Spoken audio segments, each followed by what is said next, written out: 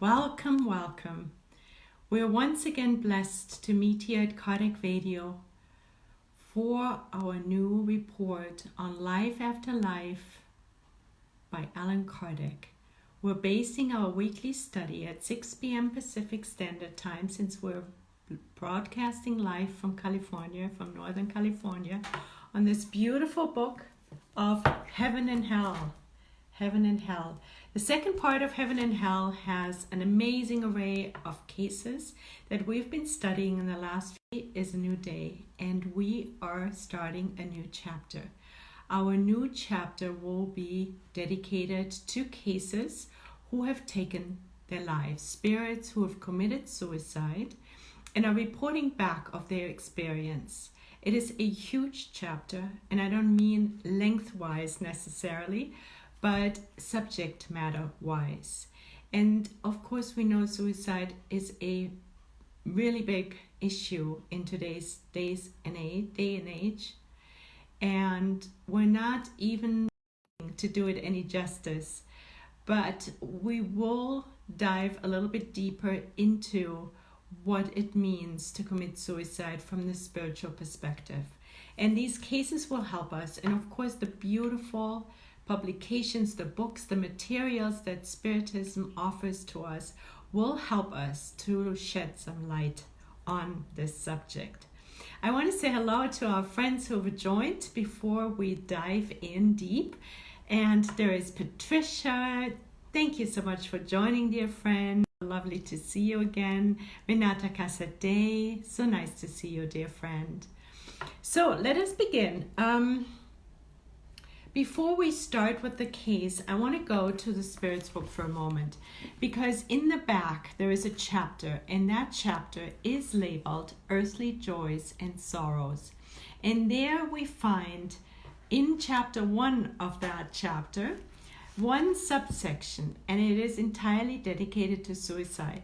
So if you care to and you feel moved to go into it, to research the subject of suicide a little bit more, I warmly recommend that. Let me see, it is on page 528 in the Spirit's book. Happy to see you made it home safe from the center. Yes, I did. And so did you, Tony. We had some humongous rain here in Northern California, but rain is easier than snow, right, friends? Right, Tony? So, dissatisfaction with life, suicide, page 528 on the Spirit's book, if you like to read along. Now, we'll not go through all of them. We're going to just pick out a few. And please let me know how the connection is, if it's too slow, whether there's anything I need to do. So, here it is, question 944. Do people have the right to take their own life? Do you think we do, friends? Do we have the right to take our own lives? I think all of us who are here know better already, because the spirits on high, the illuminated spirits, very clearly say no, with an exclamation mark, no less. They say no, only God has that right.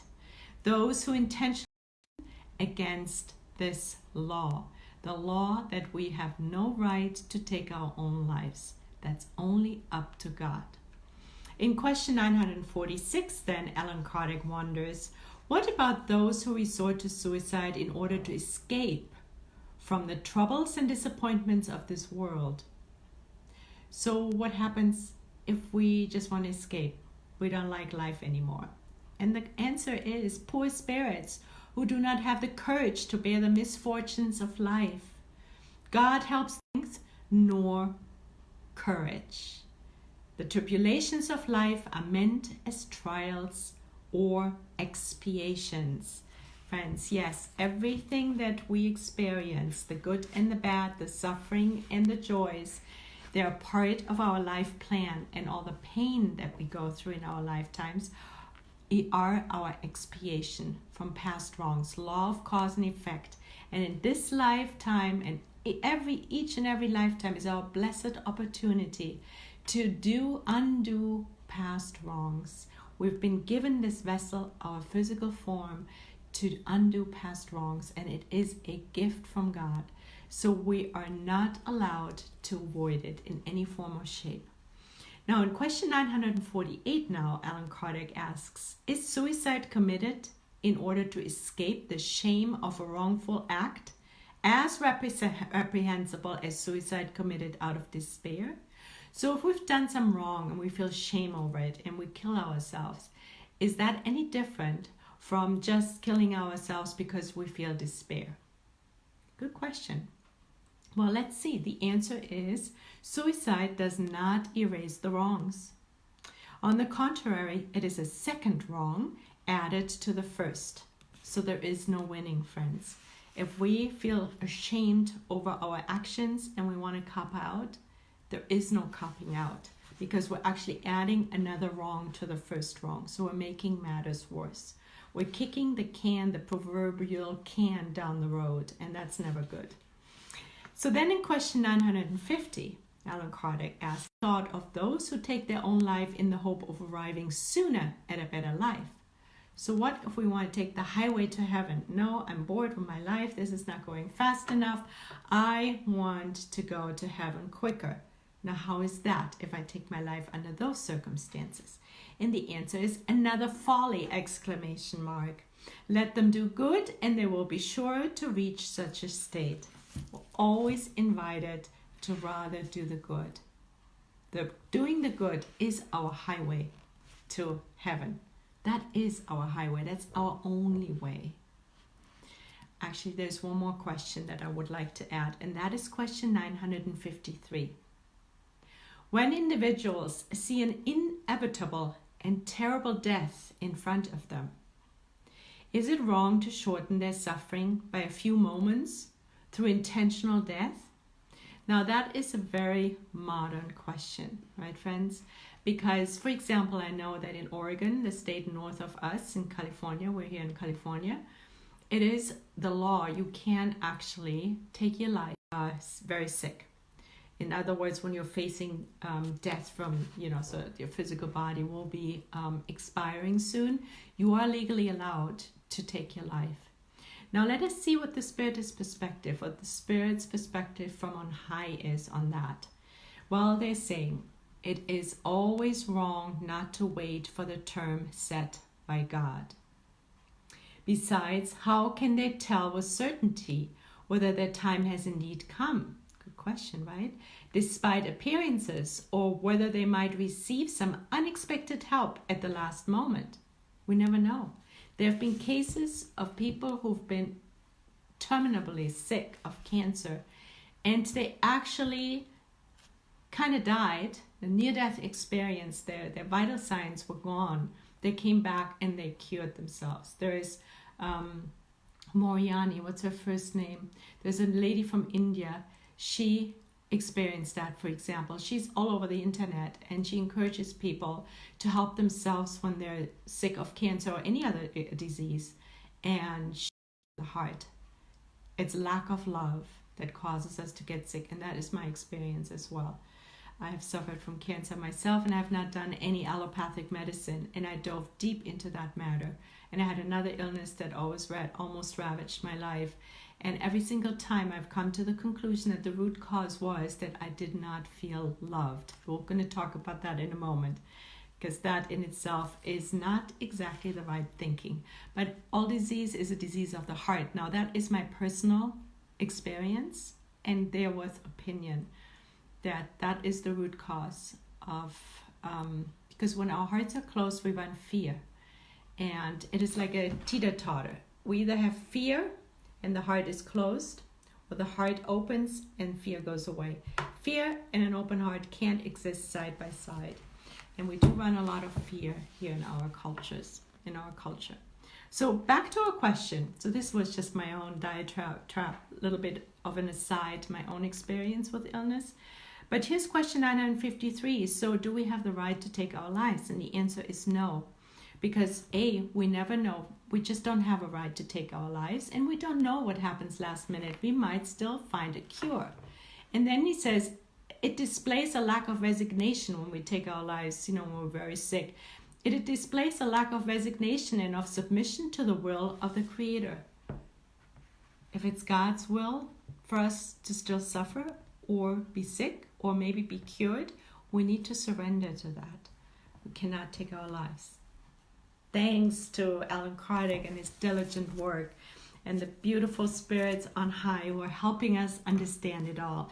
And I'm seeing more friends. Renata Casadei, we said hi already. Tony, Carolyn Correa, dear friend, so nice to see you. Thank you for gracing us with your presence. And Lisa Telles, dear friend, nice. Thank you so much for joining. And Karina Lisi, so lovely to have you. Thank you, friends. So our suicide cases, page 385 in Heaven and Hell. And our first case is called this. So now I went online because I wanted to kind of flesh it out a little bit. What is the Samaritaine? I think that's how the French say it. My French is not very good. I had some of it in school. But the Samaritaine, I have a picture here and I'm going to try to show it to you. It was a pump, a water pump. Can you guys see it? I hope you do. It was a water pump built in the 16th century. And of course, this case happened in the 19th century. And it was built on the Pont Neuf. And there was a water pump. And as you can see, there is also a bell tower. Not a bell tower, there's a clock tower. And of course, in those days, there weren't any cell phones, or people didn't have wristwatches. So those towers, those clock towers, were part of a regular city scene. So there was a pump, and our case went to this pump in order to take a bath. Now, the Pont Neuf means the new bridge. It is actually, at the time when it was built, it was the newest bridge of the Seine. The Seine is the river running through Paris to the other. However, the Pont Neuf is in the meantime the oldest bridge that's still dating from those days. All the other bridges were taken down and are not present anymore. But the Pont Neuf is the bridge on which this pump was. And today, so hold on, I want to go, there was more. So today there is a big department store built in this spot. See, friends, it's called Le Samaritaine. Related to the Samaritaine, which was the lady who who met Jesus at the well. You know the story. And there was a sculpture on this bridge next to the pump that displayed that scene of Jesus's days, and that's why it was called that way. So that is kind of like the historic backdrop. So we're in Paris. We're on the Pont Neuf on April 7th, 1858. And it was around 7 p.m. So that's the picture. About 50 years of age appeared at the establishment of the Samaritaine in Paris and ordered a bath to be prepared. After about 2 hours, and surprised that the client had not called him, the steward on duty decided to enter his room to see if he was indisposed. When the steward entered the room, he saw a hideous sight. The wretch had slit his own throat with a razor, and the bath water was saturated with identity could not be verified. The body was taken to the morgue. So it was a well-dressed man of about 50 years old. Nobody knew his name. Checked himself in to take a bath, and he killed himself with a razor blade. So this man's spirit was evoked at the Parisian Spiritist Society, 6 days after his death. And that was a surprise because he was not linked to Spiritism. "Where are you right now?" he was asked. And he answered, "I don't know. Tell me where I am." And then he was asked, "You are at a meeting of people who study Spiritism." "We mean you well," he was told. He answers, "Tell me if I'm alive or not, because I am suffocating in this coffin." So here's the subtext. Even though his soul had separated from his body, it is still completely immersed in what might be called the vortex of corporeal matter. His earthly ideas are so acute that he thinks he is not dead. He still thinks he is not dead. Now that is because his perispirit which is the link of our soul to our physical form, has not been severed yet. The links have not been severed. When we experience a sudden death, the perispirit is still linked to the physical form, and so sensations and pain are still being felt. So this man was confused. He felt he suffocated in the grave. What drove you to commit suicide? I am dead? Me? No, I'm in my body, he answers. You don't know how much I'm suffering. I'm suffocating. I wish some compassionate hand would finish me off.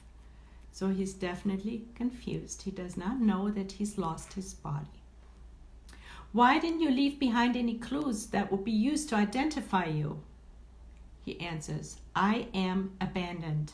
I fled suffering only to find torture. Let us pause for a moment. Isn't that what suicide cases to find relief from their pain? Only, unfortunately, to find more torture. And that is lack of education, right, friends? So this is why we're doing this. We're studying these cases. We're reading and studying the Spirit's book and all the other beautiful books that came from Spirit, the illuminated spirits, to understand what this thing, death, actually is, what we're experiencing here. And the more we're educating ourselves, the less we have fear, the more we are prepared, and the less our time of confusion will be after the death of our physical form. But let us move on. So he thought he would alleviate his pain, but he didn't. It got worse. Could you give us your name? He said, absolutely not. Did you have a family, wife, or children? I was abandoned. No one loved me. Let us listen to that. No one loved me. What did you do in order not to be loved by anyone? Good question. How many there are like me, he answers. When no one loves me, a man can feel abandoned even in the midst of his own family. Isn't that something that a lot of us are feeling? We feel alienated, we feel lonely, we feel depressed as a result, we don't feel loved, we don't feel appreciated, we don't feel recognized, we don't feel seen or heard. It causes us despair. And what we're doing is we're expecting it to come from the outside in. This morning at Bethesda Spiritual Healing Center, we had a beautiful talk that was based on Nea Lucio's Spirit, Jesus in the Home. It was based on chapter 19. Friends, you may remember it. And so, sorry, Tony, I'm not going to go over it as much in detail as this morning, but it is a beautiful story that actually helps us to understand. He felt lonely, he felt abandoned, he felt despair, he didn't feel loved. So in this story, the recipe for happiness, in other words, our friend here who committed suicide did not feel happy, right, friends? So what is the recipe for happiness? Well, there was Thaddeus that night who met with Jesus in Simon Peter's home. And he was very unhappy and impassioned about the political situation at the time, on which he blamed all the hardship in that time's world. And Jesus asked him, well, Thaddeus, what would you like to be personally, truly happy? How would that look like for you, Thaddeus? For you to be truly and personally happy. And then Thaddeus makes a long list. He says, and we're summarizing, it's a beautiful story that we invite you to read because it is fantastic for us to understand something very important. Thaddeus takes this question and goes running with it. He says, I would like to be understood.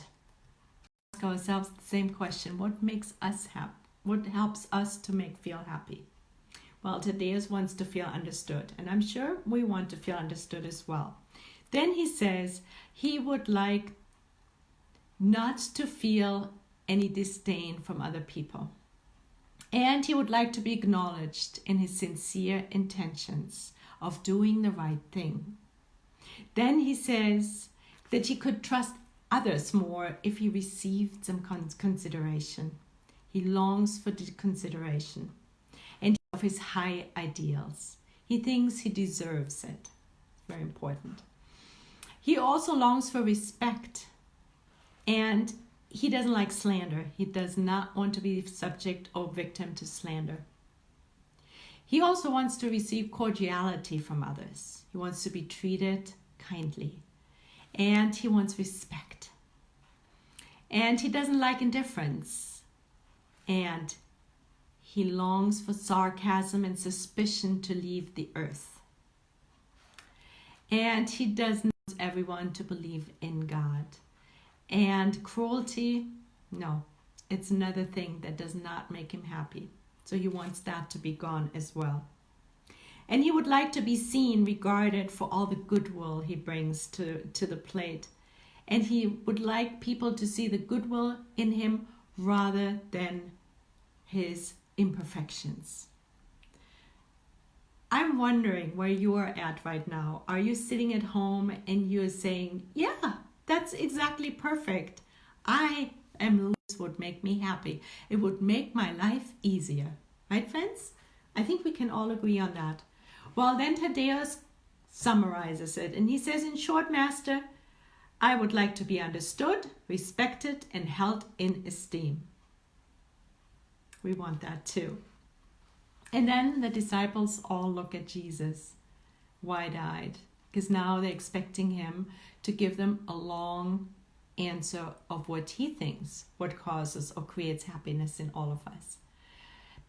Jesus, however, on the disciple, crystal clear eyes, and said, frankly yet kindly. What a beautiful mix. Frankly yet kindly. And what did he say? Thaddeus, if you desire happiness and contentment from the entire world, do unto others as you would like them to do unto you. In other words, treat others the way you would like to be treated. So here is Thaddeus wanting all these things from the outside, right? He wants respect. He wants to be seen. It's all coming from the outside, and that's what makes him happy. However, the problem with that is we can't always get this from the outside. And when we don't get it, then we might end up like our friend, the suicide, who felt abandoned. He didn't feel loved. He was surrounded by his family, and he didn't get these things from the outside world.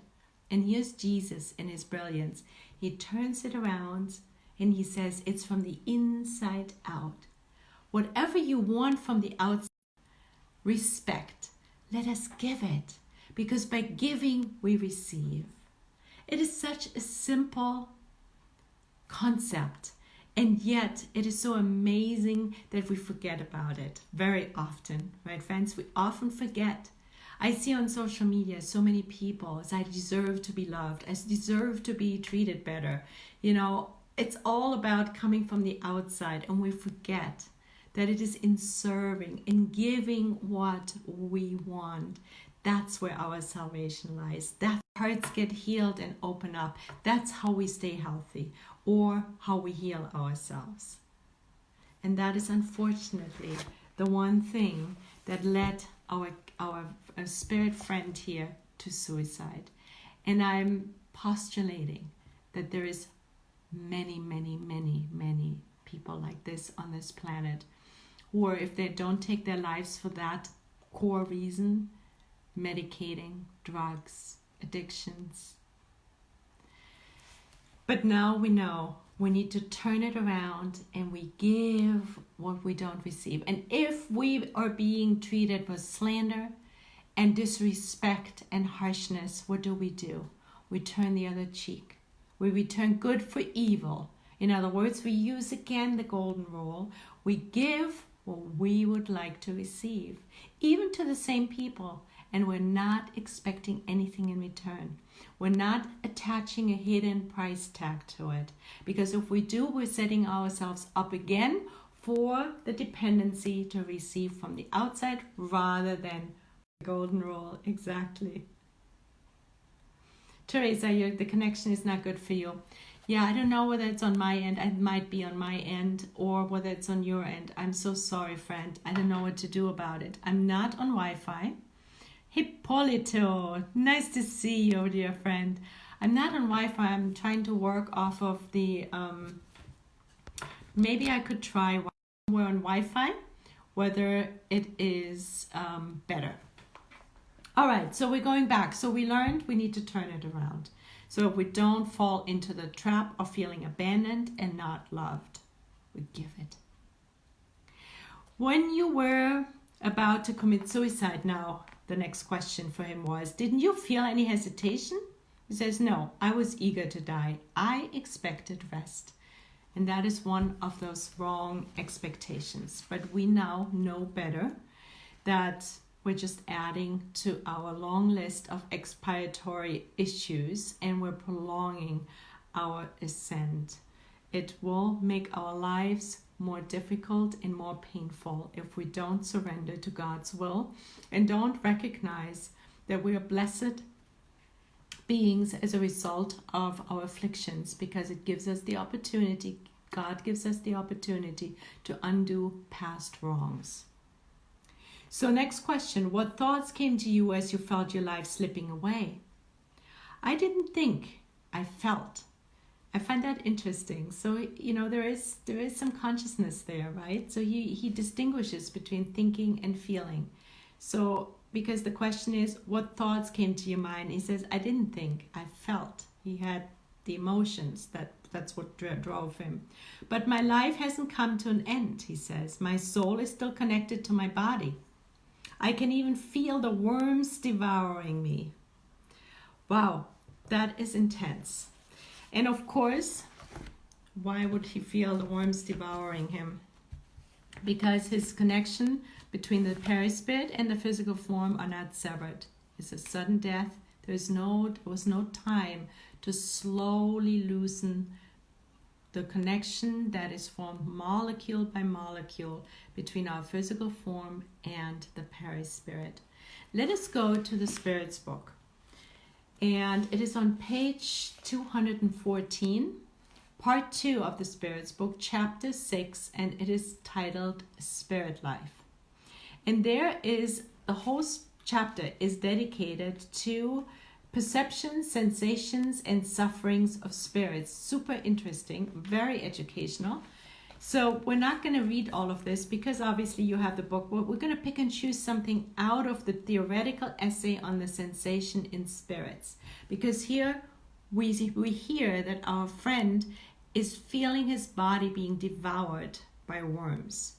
And it's interesting because here actually Allan Kardec takes this example to go deeper into it. So we're going to pick out a few things. So first off, the perispirit is the link that unites the spirit with the matter of the body. We know that, right? It is drawn from the environment, from the universal fluid. So our perispirit is drawn from the universal cosmic fluid, which is kind of like the sea we swim in, so to speak. We can't see it, but everything is a form, comes from that universal cosmic fluid, and so does the perispirit. The perispirit is also the agent of external sensations. Now that's important for why he feels his body being devoured. So he is now excarnated. In other words, he has a spirit, and he is a spirit. And as a spirit, he has the perispirit surround his soul, his spirit. So the perispirit that our friend has is also the agent of external sensations. In the body, these sensations are localized in the organs that serve as their channels. So if I pinch myself on the cheek, it's the cheek right there, that's what hurts. And if I have, some kind of a bladder infection, it's the organ of the bladder that hurts. So the sensations in our physical form are localized in the body via the organs, through the organs. When the body is destroyed, now, the sensations become generalized, so they're not as specific because there is no organs there anymore. So now the sensations become generalized. And that is why a spirit does not say that it suffers more in its head than in its feet, because it's not it's not localized anymore. It's generalized, the sensations, right?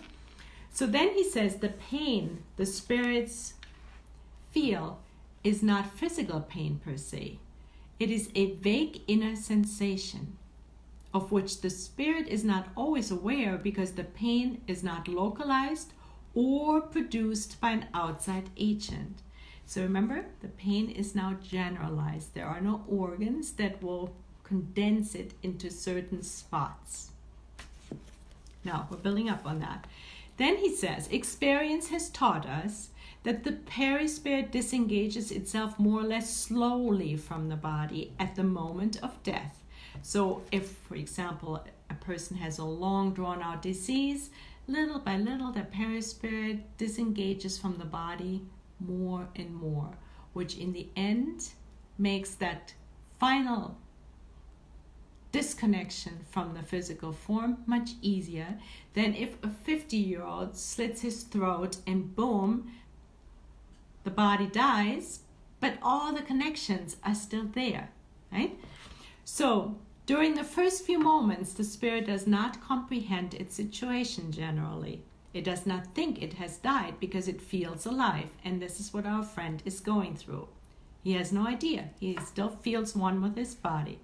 It sees its body at its side and knows that it is its own, but does not understand why they're separate. That's why the denial of our friend saying, I'm not dead, I'm still connected, I still have a body. He's not aware of it yet. This state, this confusion, like feeling you're still one with the body, lasts as long as there is a link between the body and the perispirit. Makes sense, right? And now this is interesting. Now he refers exactly to this case, and that's why we picked this out. A suicide once said to us, no, I'm not dead. That's our friend. And added, even so, I can feel the worms devouring me. So this is the quote from the case we're studying tonight.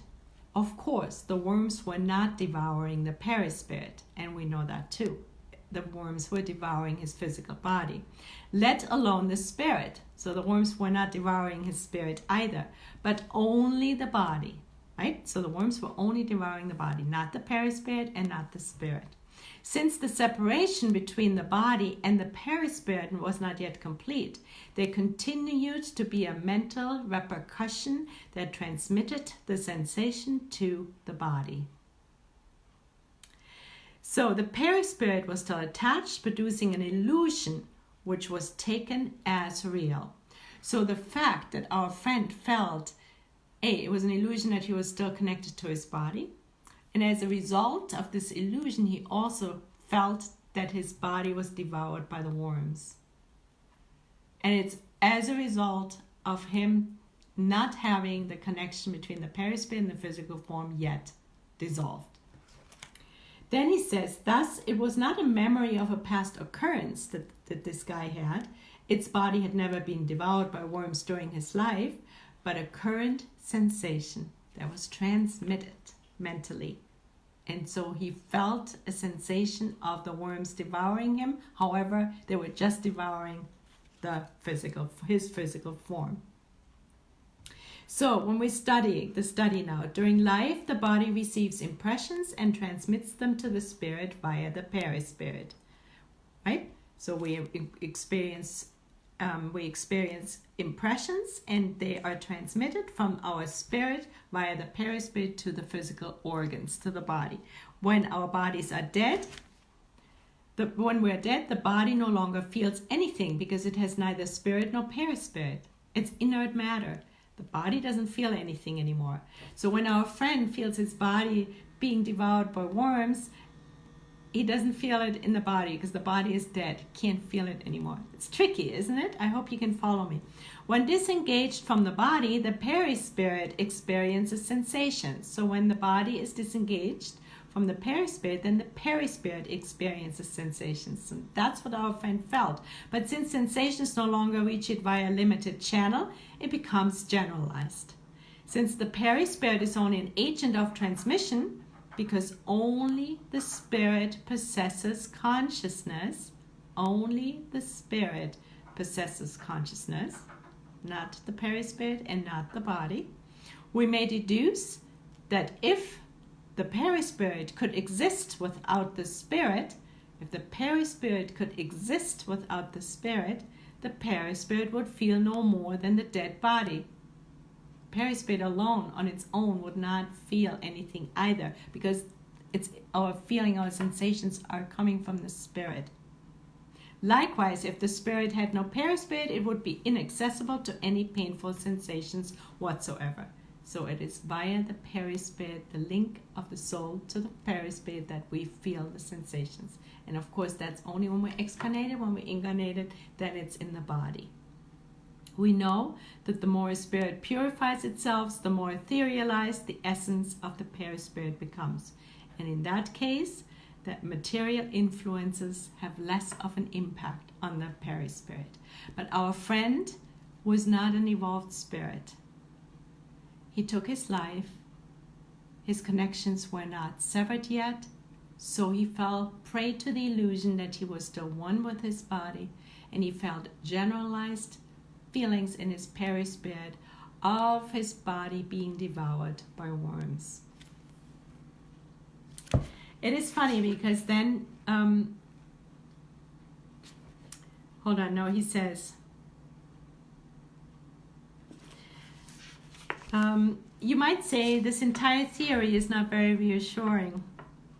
We had thought that once freed from our dense envelope, the instrument of our pains, we wouldn't suffer anymore, right?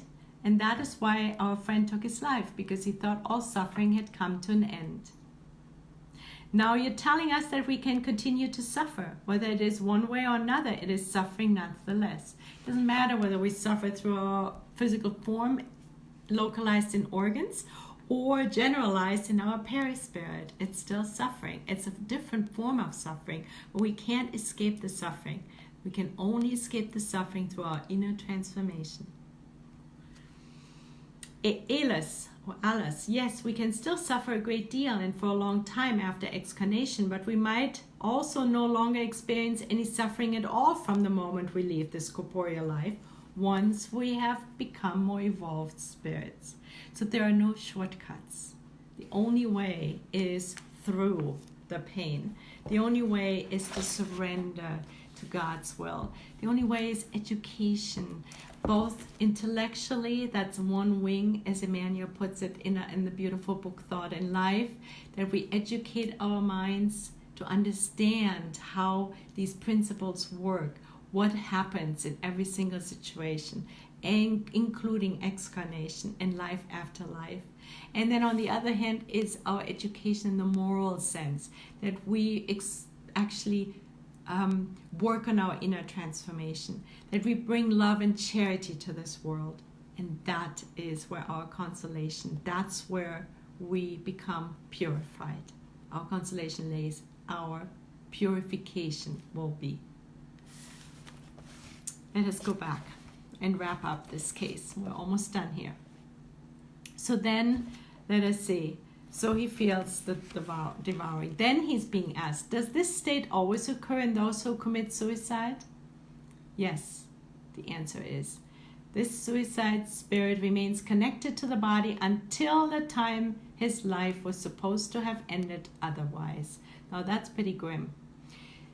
However, in the Spirit's book, we found a section where it says that every case is of course different, because it's never black and white, right? It's complex. There's many lifetimes that are falling into the consideration of what really exactly happens. There's circumstances why certain people take their lives, and you know what is all around it. So it's the lens is at least bifocal, maybe tri- or quadruple focal. It's not just cookie cutter, so to speak. So when we learn from the illuminated spirit here, yes, the suicide spirit remains connected to the body until the time his life was supposed to have ended otherwise, is not always apparently 100% the case. It depends on each case, but generally that's apparently what happens. And that's pretty awful if you think how many young people take their lives, and if they were supposed to only excarnate when they're 80, and so that means being connected to their bodies for 60, 70 years. That's heavy, isn't it, friends? That's something though we need to know about, so that we see that it is not, taking our lives is not an attractive option. It's not an option at all, as a matter of fact. And besides, as we learned earlier, we have no right to take our lives. So natural death is liberation from earthly life. Suicide shatters it entirely. And we're adding to our long list of expiation, of things of wrongdoings. Law of cause and effect. It's never punishment. It is always just the effect of the cause, namely our actions create a reaction, an effect. So after this, so there's one more question I want to add here. So now the question is, does the same apply to accidental deaths, which are independent of one's will and which shorten the natural duration of one's life? And the answer is no. The same does not apply to accidental deaths. A spirit is only guilty for its own deeds. So it's a different situation. However, even in accidental deaths, sometimes, we can imagine that the perispirit was not prepared to loosen itself from the physical form. So there could be prolonged pain there too as a result. And then in the small print after the explanation, we're not going to go into all the details of that, but at the end, Allan Kardec gives us one more point that we would like to add, and that is regarding the worms that our friends felt in his body. The sensation of the worms and the body's decomposition is not just limited to suicides, but happens quite often among those who live the material more than the spiritual life. So, once again, we are invited and reminded of the fact that working on our inner transformation, educating ourselves of how we can turn ourselves increasingly and always and consistently more to the good. As Emmanuel puts it in Thought and Life, how we visualize the good, feel the good, mold the good with all the resources we have. And that is our salvation. This is how Emmanuel puts it, how we undo the shackles that we created, we put on our own soul as a result of our past wrongs. These shackles we molded on ourselves for ourselves. And to undo them, there is only one way, and that is doing the good, the golden rule, treating others the way we would like to be treated, serving always, charity, benevolence, goodwill towards all, indulgence towards others' imperfections, and always forgiveness. And when we feel down and out and abandoned and unloved and unrecognized and everything, what do? We apply the golden rule. We give exactly the one thing that we're missing, the one thing we're longing for and more. We turn around and we give it. And then the abundance, it's our prayer to God to receive the shower of love, to receive what we are longing for. And we must not expect it from other human beings, because we may not get it.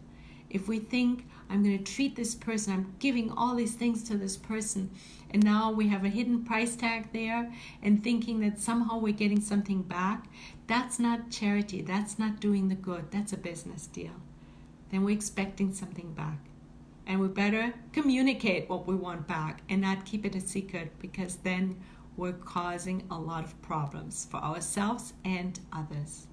Dear friends, thank you so much for joining, and please allow me to close our beautiful session with a prayer. Dear Mother, Father, God, it is with immense gratitude that we have gathered here tonight to commune with you, with our beloved Jesus, our guide and model, to learn and understand what it means to discarnate, what it means to take a life, to understand the repercussions, to understand that we do not have the right to take our lives, but rather turn around and recognize our suffering as a beautiful opportunity to undo our past wrongs, to never feel alone or lonely, to never feel abandoned, but rather know that God and the good spirits are always on our side, ready to serve us, support us, console us, and that we can do our share by giving what we would like to receive, to always be charitable, to always return good for evil. And we're reminded of the beautiful prayer by St. Francis, and we would like to share it once again as it displays, as it shows us the golden rule in action in the most beautiful, concise, divine way. Lord, make me an instrument of your peace. Where there is hatred, let me sow love. Where there is injury, pardon. Where there is doubt, faith. Where there is despair, hope. Where there is darkness, light. And where there is sadness, joy. O Divine Master, grant that I may not so much seek to be consoled as to console, to be understood as to understand, to be loved as to love with all my soul. For it is in giving that we receive. It is in pardoning that we are pardoned. And it is in dying that we are born to eternal life.